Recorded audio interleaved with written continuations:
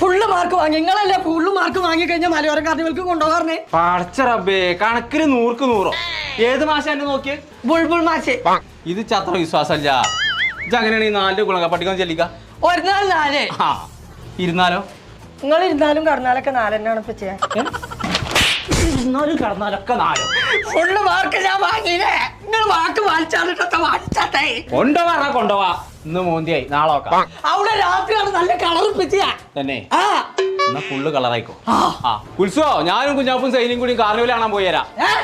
അല്ല ഞാനും ഒറ്റക്കാണ്. ഓരോന്ന് മനസ്സിൽ വന്ന് കേറുന്നുണ്ട്.